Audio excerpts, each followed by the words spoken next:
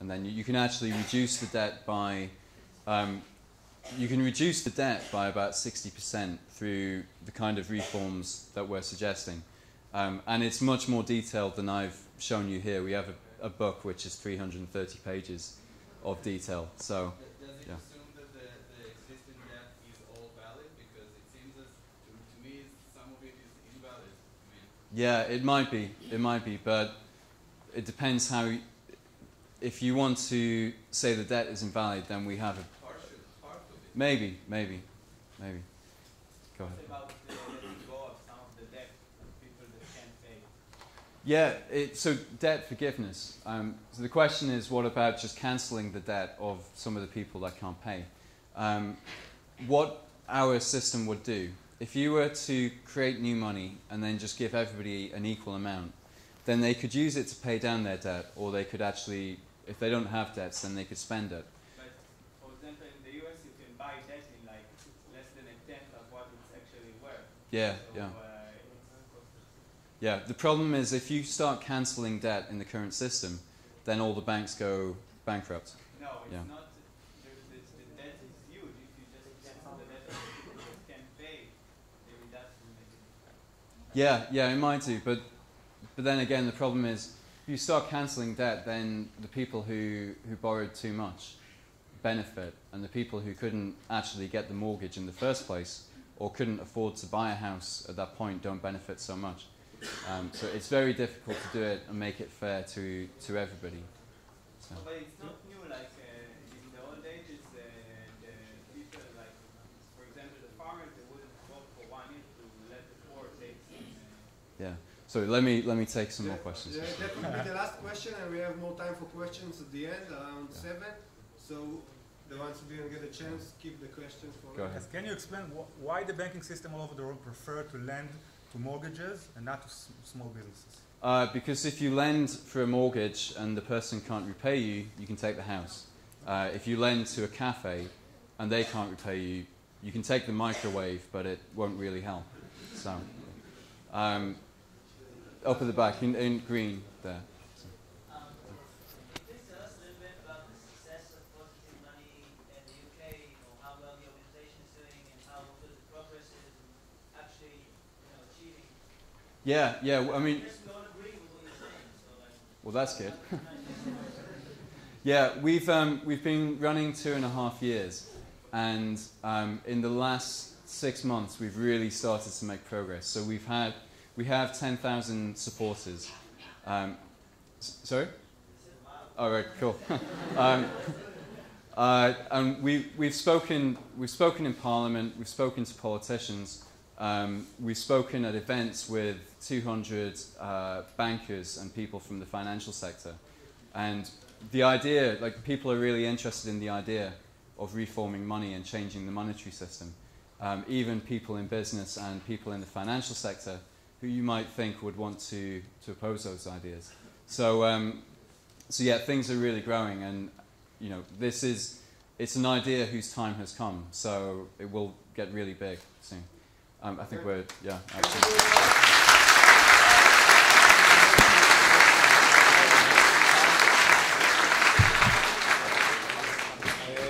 You can all look for Ben's website, Positive Money on the internet. You find a lot of information there. ועכשיו נתקדם להרצאה הבאה. ההרצאה תבוא אריה. אפשר שנייה? אריה בן דוד הוא אחד מהיזמים הוא היזם של הרעיון של התנועה המוניטרית. הוא כאן, ייתן לנו הרצאה למטבעות משלימים, ייתן דוגמאות על מה קורה בעולם, מאיפה אנחנו שואבים את ההשראה, ובאמת יראה לכם את הצד, יראה לכם את הצד של הפרלמנט, את הצד של החוקים. אנחנו מדברים פה על הצד המעשי, הקהילתי, איפה אנחנו מתחילים לעבוד היום. אבל הרצאה מאוד מעניינת, שנינו.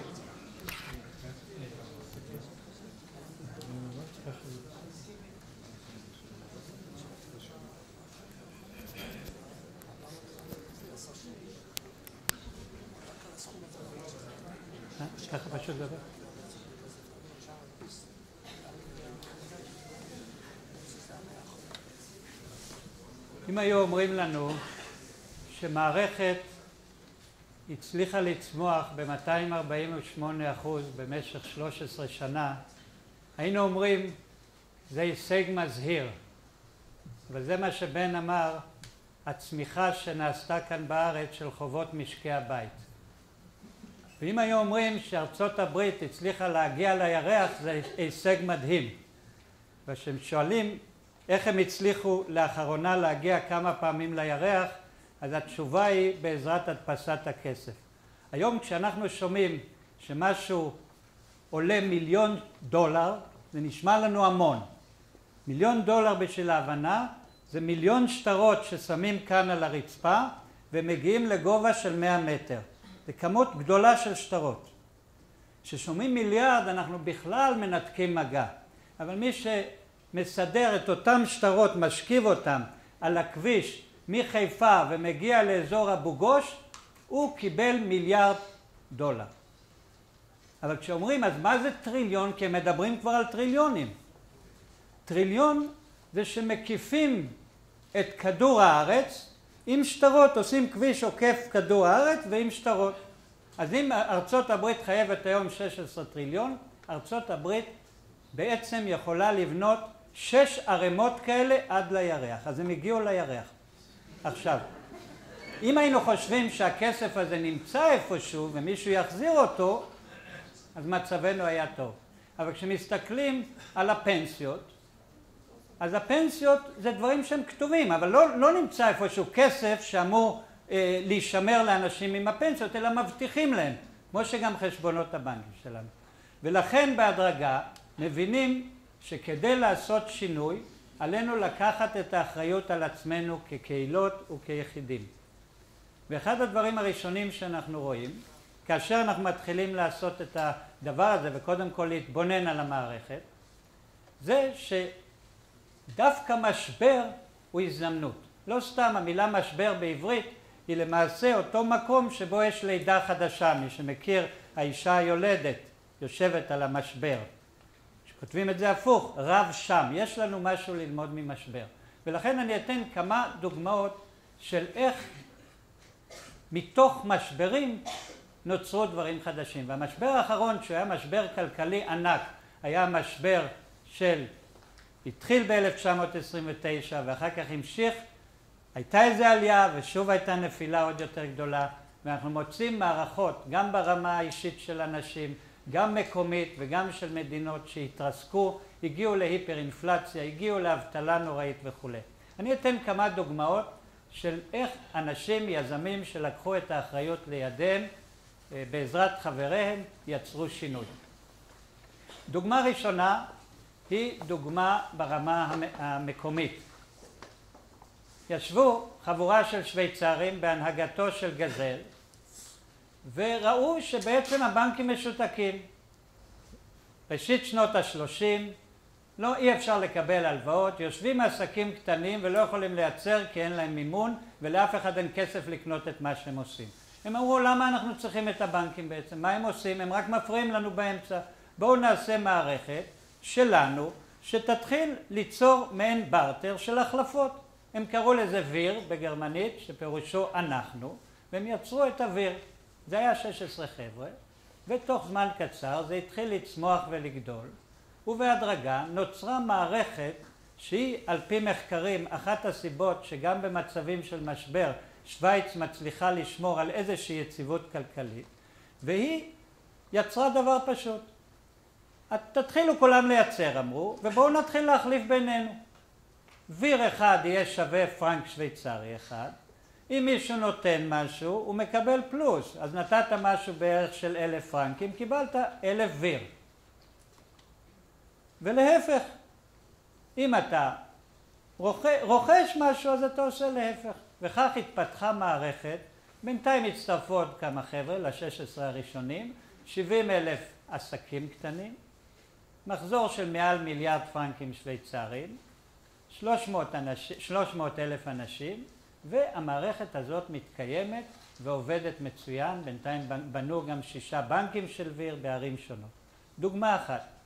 ואז דוגמה אחרת שקרתה באותה תקופה, בעיירה בשם וורגל באוסטריה, אבטלה של 60%, מצב קשה ביותר, הזנחה טוטלית, אין מי שישלם, לא משכורות לאנשים, אף אחד לא יכול לקנות בחנויות, אי אפשר לשפץ את הכבישים ושם יורד שלג, אז צריך די לעתים קרובות לשפץ. בקיצור, מצב קשה.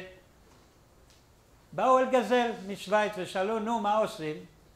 הוא אומר, תעשו את המטבע שלכם. הוא אומר, יש לנו 40,000 שילינג בקופה. הוא אומר, בסדר, תעשו 40,000 שילינג ממטבע שלכם, תקראו לו וורגל שילינג. ובנוסף לזה, תיתנו את 40,000 שילינג שיעזרו לעסק מקומי. בסוף שנה נחזיר בחזרה את ההלוואה, והם ייצרו את 40,000 וורגל הראשונים, והזרימו את זה דרך האנשים לתוך המערכת. כסף חדש שהם אמרו שהוא צמוד, ויהיה אפשר לקבל בחזרה עליו שילינגים. יצאו לדרך, אבל הם אמרו, אבל יש בעיה, למה שאנשים ישתמשו בזה ואיך זה יעבוד? גזל אמר, תעשו עוד משהו, תעשו משהו שנקרא דמוראז', תיצרו דוגמה, והוא שולח את כל העסקים הפרטיים הביתה כי הם לא יכולים להתחרות, וכמה אנשים עובדים בוולמארט, אז וולמארט מביא מוצרים. האנשים שקיבלו משכורות, לוקחים את הכסף שלהם, מביאים אותו לוולמארט, וכל הכסף הלך מתוך הקהילה לארקנסו. ואז עובר עוד חודש, ועוד פעם השואב כסף הלך לארקנסו. לעומת זה, אם יש סכומים יותר קטנים, ניקח לדוגמה 10,000 שפעם אחת הלך לארקנסו, אם יש לנו רק $100, אבל $100 הזה נשאר בקהילה. הוא עובר מבן אדם לבן אדם. אני קונה ב$100 את העט הזה, ובן אדם אחר קונה עם $100 שהוא קיבל את האוכל שהוא צריך, ומישהו אחר קונה עם זה שירות עריכת דין, ומישהו אחר, אותו $100 יכול לייצר ערך כלכלי שהוא מקביל ל10,000. ולכן חלק מההתמודדות עם הבעיה גם במצב של היום, וזה אחד הדברים שהכלכלנים לא מזכירים לצערנו, הוא לא לנסות לייצר עוד ועוד כסף שיביא חובות עד לשמש ולא רק עד לירח, אלא ליצור מצב שבו הקהילות מתחילות ליצור שיתופי פעולה. היום יום חג כפול, קודם כל בגלל שאנחנו נפגשים כאן באיזשהו שלב בתהליך של התפתחות של מהלך שאני מקווה שיוכל להיטיב עם האנשים. אבל קורה היום משהו שאישית אני מלא שמחה. היום קיבלתי לידיי בשעה טובה את הספר שיצא בעזרת shaharit.org.il, ספר, מאמר בעצם רחב או חוברת שנכתבה על ידי דוקטור ליה אטינגר וצוות העמיתים ואנשים שונים מהשל ומהסביבה ומשחרית. והספר הזה נקרא, החוברת הזאת, כלכלה עם פנים אנושיות, כלכלה דמוקרטית של המאה ה-21.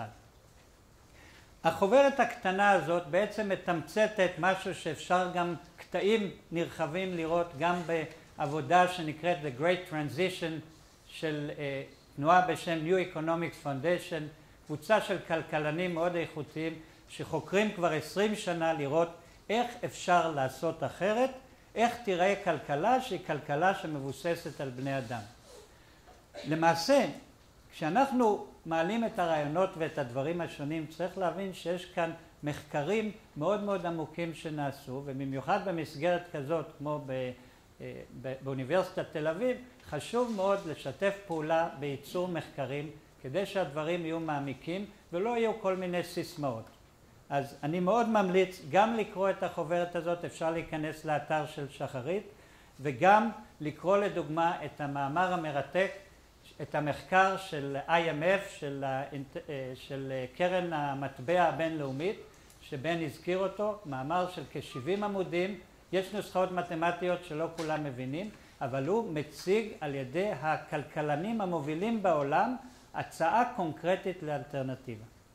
עכשיו נמשיך הלאה, ואנחנו רואים, המשברים לא היו רק משבר באזור של אנשי עסקים מקומיים, ולא היה משבר רק של מועצה אזורית או עיירה, אלא היה גם משבר של מדינה.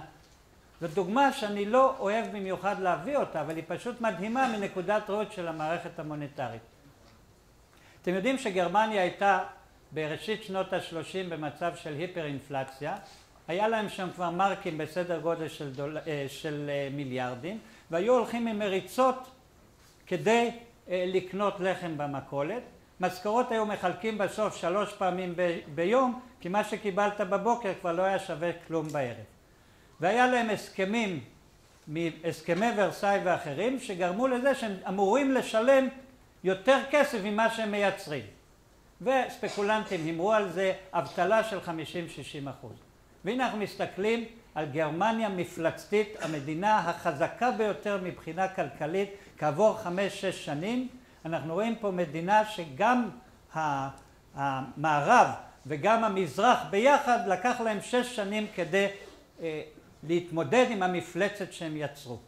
אבל יש משהו שאפשר לשים לב אליו וללמוד אותו. מה הם עשו מבחינה כלכלית? איך הם התגברו על הבעיה? הם קמו ואמרו דבר פשוט. אנחנו המדינה שאמורה לייצר את הכסף. אז לא בנקים ולא בקשר לזהב ולא שום דבר. כל בן אדם שהולך לעבוד ומייצר משהו יקבל כסף. והמהפכה קרתה תוך פחות משנה, כבר האבטלה ירדה לספרה אחת. כל האנשים חזרו לייצר. לצערנו הרב, אחרי זמן קצר הם התחילו לייצר דברים שהם הדברים האחרונים שהיינו רוצים שהם ייצרו. אבל כמבנה, כתהליך שהכלכלה הזאת עברה, המצב שנוצר זה שהם הצמידו את הכסף למוצרים ולשירותים. וכאשר מצמידים כסף למוצרים ושירותים, אז גם אין אינפלציה. וזה מביא אותנו לשאלת יסוד שהיא עומדת עוד לפני מה שדנו בו כאן היום. מה זה בעצם כסף? מה המטרה של כסף?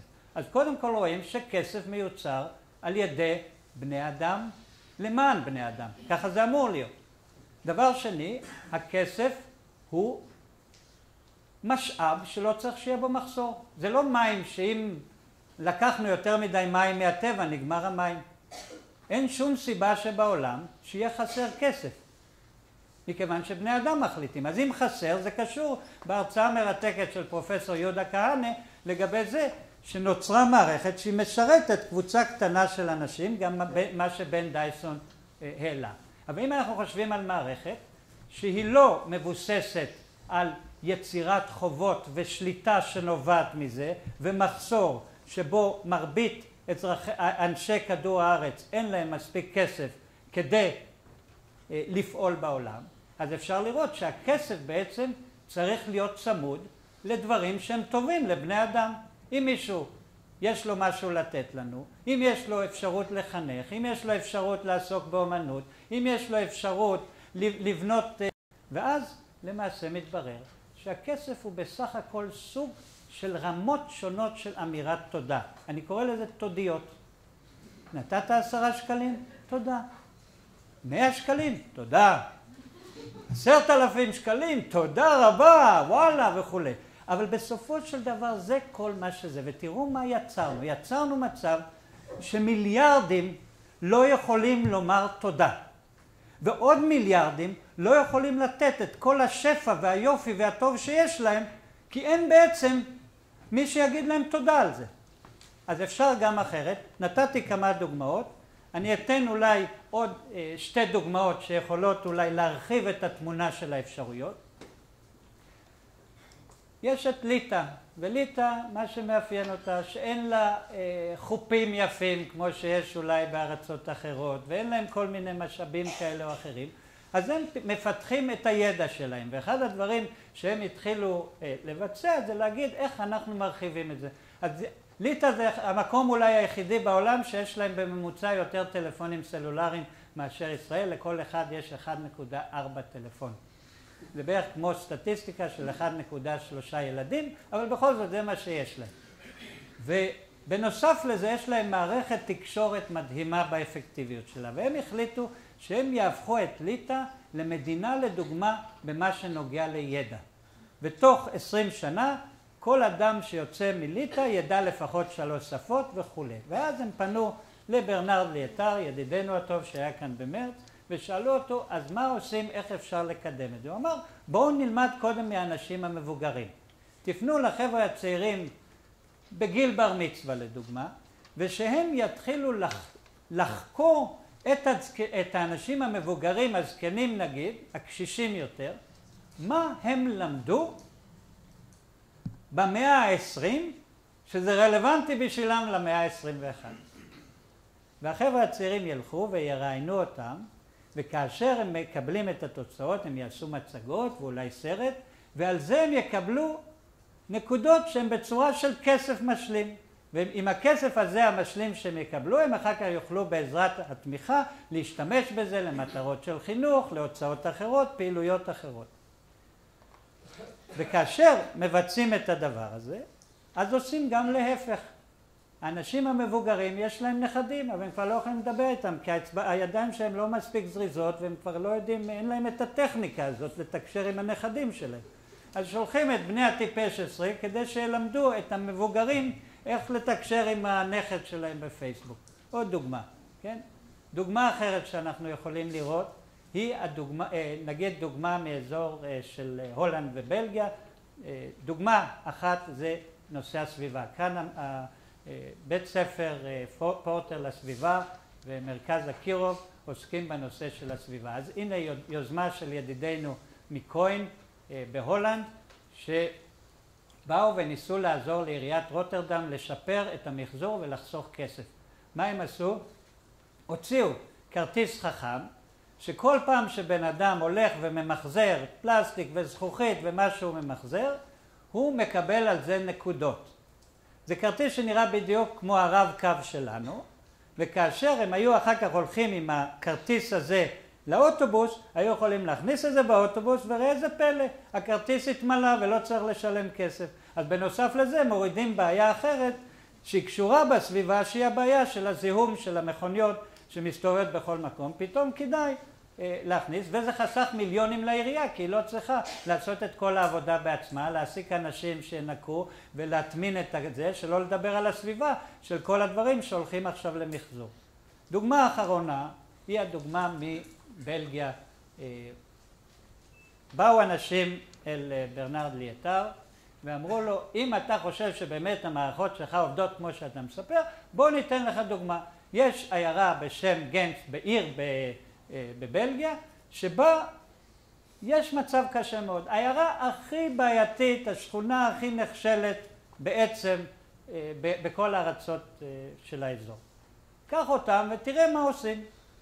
אז הוא אומר, אוקיי, מה בסך הכל אנחנו מדברים? מדברים על דבר מאוד פשוט.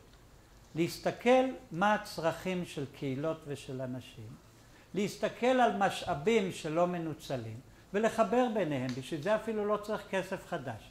אז דבר ראשון, בואו נשאל את האנשים. קרה לכם פעם שמישהו בא מהעירייה ושאל, תגידו, מה אתם צריכים? מה אתם רוצים בעצם? זו שאלה מוזרה. במיוחד שאתה שואל קבוצה של כמה עשרות אלפים מהגרים, מדברים בעשרות שפות באותה שכונה, בין השאר יש שם 10,000 עובדים טורקים לא לגליים, השפה הכי פופולרית היא טורקית. שאלו אותם מה רוצים? הם אומרים, אתה יודע, אנחנו גרים כאן בבתים עם כל מיני דירות מוזנחות והכל במבני קומות והכל מזוהם, אבל כשהיינו באנטוליה ובטורקיה היו לנו ירקות והיו לנו עצי פרי, היה לנו חיים, זה הכל מת כזה והרבה מובטלים. אז טוב, הם עשו פרויקט בעירייה, ראו את הדבר ואמרו בואו נטפל בנושא הזה. קדימה. מה שעשו, אמרו מי שמקבל 150 טורוסים, שזה השם של המטבע שהם יצרו, יכול לקבל גינה לטפל בה. אז איך מקבלים טורוסים הם שאלו כולם? כל דבר טוב שתעשה לקהילה, לסביבה, תקבל לפי הגדרות של מה שרוצים. אז מה רוצים? קודם שיהיה יפה. כל מי ששם מדענית עם פרחים על החלונות המוזנחים יקבל 20 טורוס. מי שהולך ועוזר לנקות את הרחובות מקבל טורוס. מי שעוזר בעזרה סוציאלית ודברים מקבל טורוס. פתאום קבוצה שאנשים מנוכרים וזה, פתאום מתחילים לעזור אחד לשני. ב5 שפות שונות התחילו, הראשונים קיבלו את הגינות. כולם מצטרפים ועוזרים להם. והחגיגה נמשכת, ותוך זמן קצר מאוד המקום הפך למקום פורח. ולא רק שהוא פורח, אלא שאנשים שמחים. אנשים מדברים אחד עם השני, הם כבר לא רוצים את הכסף הרגיל, כי עם הטורוס יש להם גינה, מה הם יעשו עם הכסף? ובמכולת, בינתיים התחילו לגדל ירקות. אז הירקות אפשר לקנות בתורוס כמובן, ואת השתילים מקבלים בתורוס. בקיצור, זה נעשה למרות. ומערכת כלכלית מוניטרית שהיא תומכת באנשים והיא מטפחת את האנשים, היא מערכת שהיא בעצם לוקחת את אותן תובנות של כלכלה עם פנים אנושיות ומתרגמת אותה למערכת ולפלטפורמה שעובדת. אז יש לנו בנוסף לבן שתיאר את התמונה הרחבה, ואני נתתי כמה דוגמאות, יש לנו כאן אורח נוסף, ידיד שלנו ושותף אפשר להגיד, בשם מתיו סלטר.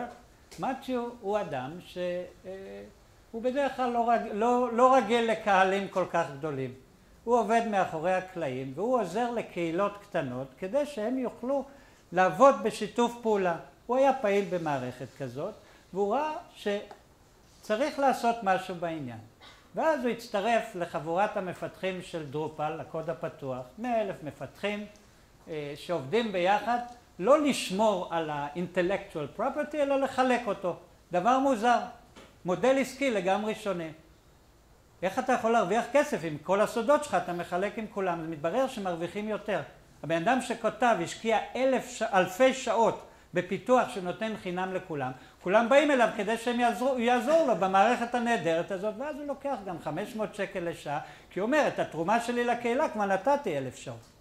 אז בקיצור, גם מתיו בשנתיים האחרונות פשוט תורם מזמנו ומפעילותו למען האפשרות שאנשים בכל העולם יוכלו להשתמש וליצור מטבעות אחרים. והוא כיום עובד עם איזה 40-50 קבוצות כאלה, והוא יחד עם ברוך שעובד בכוורת, הם חברו להם, כי אנחנו כשחיפשנו עבור הכוורת, שזאת בעצם רשת של אנשים וקהילה של קהילות שמיועדת לתת פלטפורמה שעוזרת לאנשים ליזום ולפעול ולשתף פעולה. אנחנו חיפשנו איך אנחנו יוצרים את שיתופי הפעולה של Resource Exchange. הגענו למתיו בדרופל. אז התקשרנו, כמו שהתקשרנו לבן דייסון, אמרנו, חבר'ה, אנחנו צריכים אתכם כאן. אז כבר חודש שמתיו עובד בתוך הכוורת, יחד עם ברוך וצוות הפיתוח, והם יראו בקצרה רק איזושהי רמז לאיך המערכת הזאת עובדת, וזה לא מערכת אחת, זה משהו שבעצם מיועד לאפשר למגוון הפעילויות של קבוצות וקהילות, ליצור מערכת יחסים אחרת ברוח מה שדיברנו עליו. אז ברוך ומתיו, אם אתם יכולים לבוא, אז נודה לכם.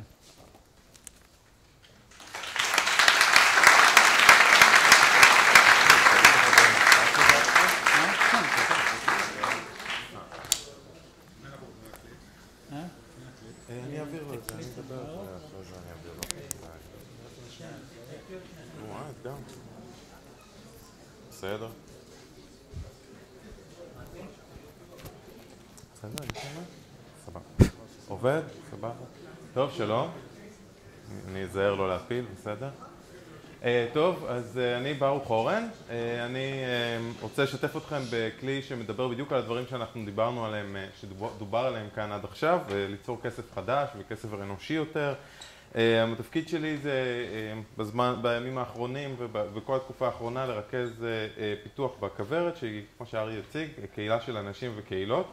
ואני הייתי שמח להזמין כל אחת ואחד מהאנשים כאן להיות בקשר איתי כדי ללמוד ביחד איך אפשר להתאים את הכוורת ליוזמה שלכם, או לשנות ולפתח ולעשות דברים שיעזרו לכוורת להאיץ את השינוי החברתי שכולנו רוצים פה. בכוורת כבר עכשיו יש, אתם רואים פה את דף הבית שלנו, יש כבר עכשיו כמה כלים שעוזרים לקבוצות אקטיביסטיות, בין היתר כלי לשימור ידע ומרכז למידה, וכלי מיוחד לשידוך בין רעיונות ויוזמות ופעילים. ויש, על זה אולי נדבר בפעם אחרת, היום נדבר על המטבע שיש בתוך הכוורת. בתוך הכוורת יש מטבע חדש שנקרא בז, או ביז, על שם כמובן הצליל של הדבורים. המטבע הזה עובד לפי כללים אחרים, זה לא בדיוק לפי הכללים הקיימים בשוק, זה לפי כללים של שפע, ובעצם כל אחד מהאנשים, כל אחד מאיתנו שנכנס לכוורת יכול מקבל את הבזז הראשוני שלו, ויכול אחרי זה להמשיך לסחור שם עם הבזז הזה, וגם כל פעילות שעושים בתוך הכוורת מזכה אתכם בעוד בזז וכולי. ואני רוצה להעביר את המיקרופון למתיו, שיראה לכם ככה בקצרה את המסכים החדשים, ממש הטכנולוגיה של מתיו היא טכנולוגיה שהוא פיתח לפני זה, והוא בעצם בא לעזור לנו בכוורת כדי לחבר את הטכנולוגיה של מטבעות מקומיים, ואתם תראו כאן מסך ראשוני באנגלית, אבל תוך ימים ספורים כל העסק הזה עובד בעברית ובארצנו. מתיו. You need both, yeah. Both.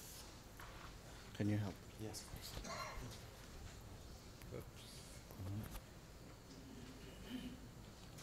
Yeah. That's it. Thank you. If you can stand, it would be better. Okay.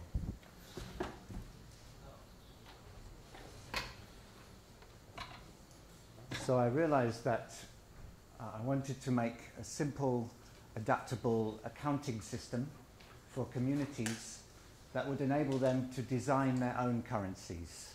And so it will be very easy for communities to plug in my Drupal module into their Drupal sites and then design a range of different kinds of currencies, because we need to do lots of experimenting. There's all kinds of projects going on around the world, and they're all working on their own designs, and we need to communicate between them and find out what works best. And so this currency, the Lycabee, is a fiat currency, and that means it's created by a central authority, and it doesn't have any intrinsic value of its own, and there's no claim on some gold in a bank somewhere.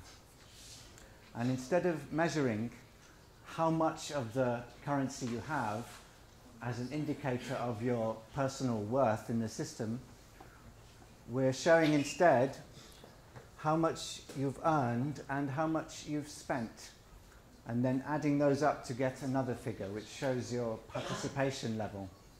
And your balance is much less significant, because if you think about it, how much money you have gives you less information than how much you've ever earned and how much you've ever spent, but it's the same figure. And what the Lycabee wants to do is reward and recognize not how much of these worthless units you can save, but how much you participate in the system. And so we have on this page the champion earners and the champion spenders and the champion participants. These are just working titles at the moment. And then there's some other statistics, little example data about the overall system activity. Here's another page. It just shows some accounts, and on this side there's a payment form, so you just pay anybody in the system.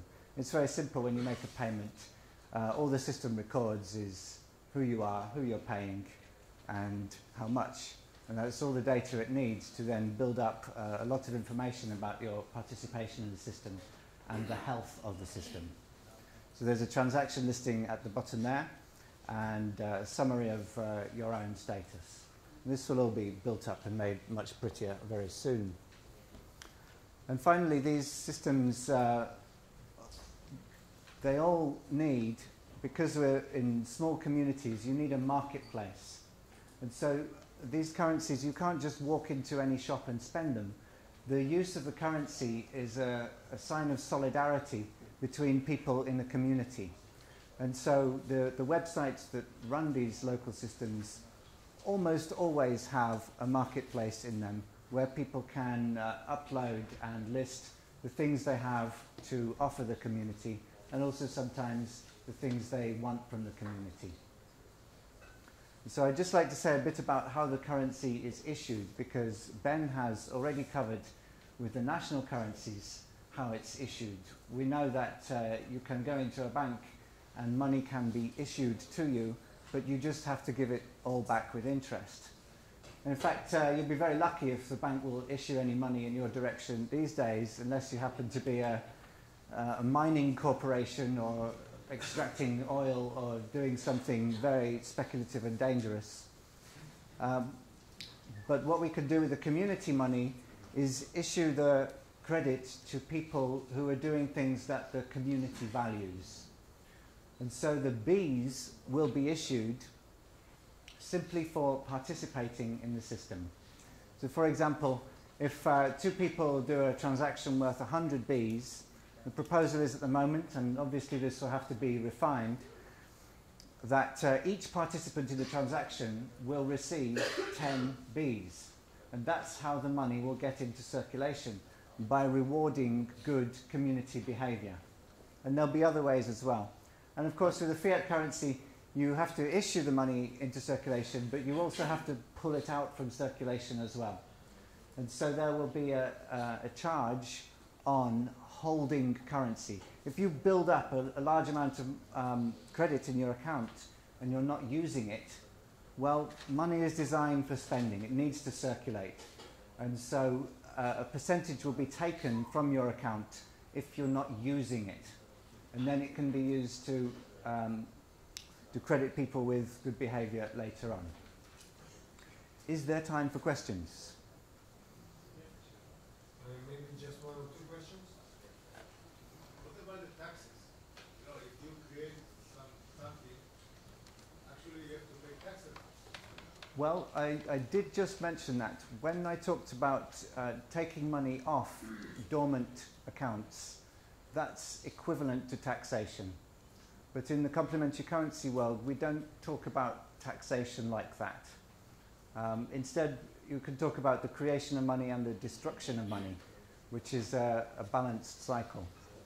But tax is so reminiscent of the government and the systems we're trying to complement. It's not legal. It's not legal. You don't pay tax about something you create. You don't pay. You have profit actually, and you don't pay tax. It's not legal. You can't show that there's a profit. Okay. Later relate to this because the whole question of the taxes and things like that, one what you described about the system, but nationally in general, any activity that has to do with כל פעולה שהיא בעצם נעשית מבחינה זאת שהיא דומה לפעולה שקשורה בייצור כסף רגיל, היא חייבת במיסים על פי הקריטריונים. אבל ישנן הרבה מאוד פעולות שהן שוברים והן תרומה והחלפה של זמן ודברים רבים שהם לא קשורים במיסים. ואשראי מבן אדם לבן אדם לדוגמה ניתן לעשות, כל אחד יכול לתת אשראי אחד לשני, ולכן כשחקרנו את זה קיבלנו גם חוות משפטיות מאוד מפורטות. אז יש עולם עצום של אפשרויות שהוא לא קשור במיסים. מה שמחויב במיסים, מחויב במיסים, זה חלק מהדבר. כמו יד שתיים באגורה. לדוגמה, גם זה. One last question, please. Yeah, in the back. Hi. You're offering systems that very significant change of mind and change of attitude towards community, towards money, towards goods. And you know, we've been very much for the last 30 years about consumerism and trying to make the best out of human people. How do you attack that? How do you explain to people that are constantly being told that the best thing is capitalism and yourself also give them back to the community? It does require education and, I might say, raising consciousness about it. The money we have now, we're used to grasping it and holding on to it, and we know that it's scarce and precious and that we will need it in the future. And that's very unhealthy for this money because we end up hoarding it and not using it as money. We use it as a store of value because we feel insecure. But this money is very different because it's valued by the community, and we are valued by the community as we use it. And when we use it, we value other members of the community. So I don't know if that answers your question, but I agree it does involve a large shift in consciousness and one for the better. Thank you.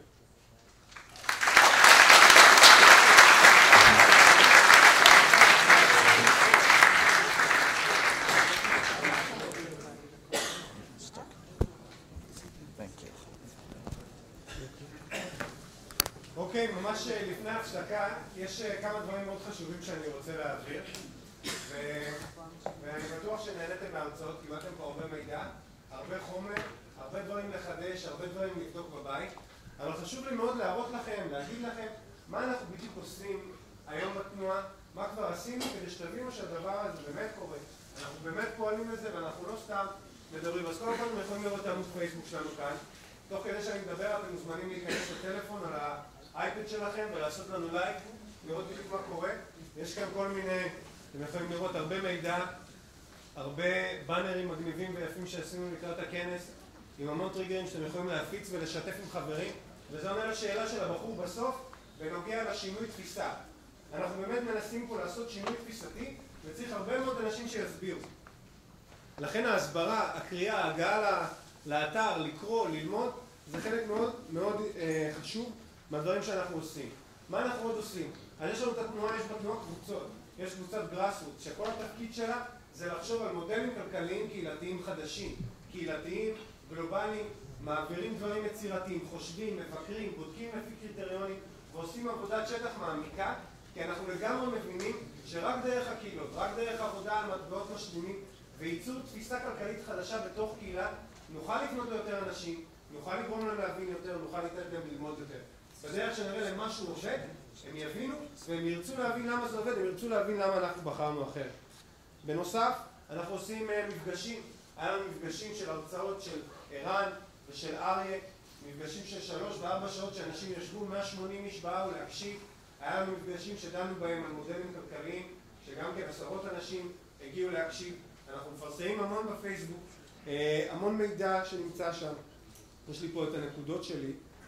יש לנו הרבה חיבורים. אנחנו עובדים עם הרבה מאוד אנשים בהרבה מאוד תחומים, אם זה כאן עם מרכז פורטר ויהודה כהן, פרופסור יהודה כהן, ואם זה כל מיני תחומים בפוליטיקה, הנה למשל פרופסור אבישי ברוורמן נמצא כאן אצלנו גם כן כדי לבוא להראות, להביע תמיכה בנוגע למה שאנחנו עושים ולעודד. יש הרבה מאוד דברים שאנחנו עושים, ולכן חשוב לנו שתיכנסו, שתקראו, שתפיצו לחברים שלכם. אם מישהו באמת רוצה להתנדב, להצטרף אלינו, להיות פעיל, יהיה לנו כנס בעוד שבועיים בערך, שלישי שבוע הבא, שאנחנו נרכז את כל האנשים שרצו להתנדב, שירצו להתנדב, ונתחיל להראות לכם באמת את האסטרטגיה שלנו ומה אנחנו בדיוק הולכים לעשות. מי שבאמת חשוב לו וירצה להצטרף מוזמן להישאר אחרי הכנס, לבוא, לשמוע, להשאיר את הפרטים, ואנחנו כבר ניצור איתו קשר. כן, אני רואה. בסדר. והדבר הכי חשוב, ועוד אחד הדברים החשובים,